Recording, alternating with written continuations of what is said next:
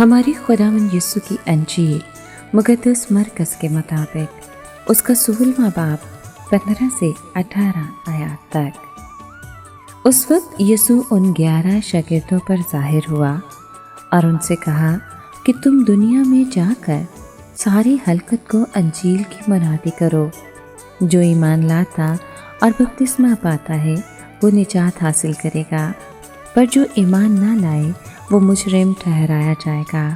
اور جو ایمان لائیں گے ان کے ساتھ یہ نشان ہوں گے، وہ میرے نام سے بدروحوں کو نکال دیں گے، وہ نئی زبانیں بولیں گے، وہ سانپوں کو اٹھا لیں گے، اور اگر کوئی مہلک شے پئیں گے تو ان کے لیے ضرر رساں نہ ہوگی۔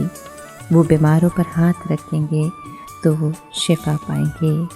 پاک کلام کے پڑھے اور سنے جانے پر خداوند کی برکت ہو، خدا کا شکر ہو۔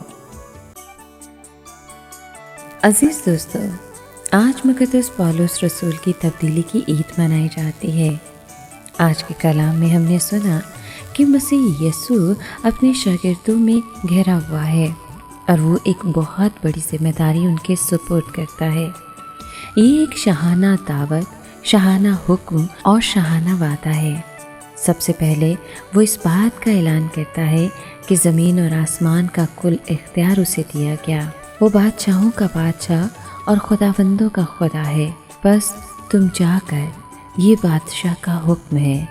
ان کا کام صرف یہودیوں تک ہی محدود نہیں ہے بلکہ تمام دنیا میں پھیلا ہوا ہے۔ بس تم جا کر سب قوموں کو شاگرد بناؤ، اور جو اسے قبول کریں انہیں باپ، بیٹے اور پاک روح کے نام سے بپتسمہ دیا جائے، اور ان کو تعلیم دی جائے کہ وہ ان سب باتوں پر عمل کریں جن کا حکم اس نے دیا ہے۔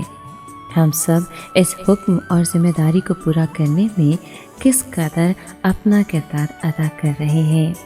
اس دنیا میں بے شمار لوگ ایسے ہیں جنہوں نے ابھی تک نجات دہندہ کے نام کو نہیں سنا ہے۔ اپنے مقصد کی تکمیل اور اپنے شاگردوں کی حوصلہ افزائی کے لیے مسیح نے وعدہ کیا کہ وہ ہمیشہ ان کے ساتھ رہے گا۔ آئیے ہم بھی خداوند یسوع کے لوگوں کے پاس جائیں اور انہیں نجات کی خوشخبری سنائیں۔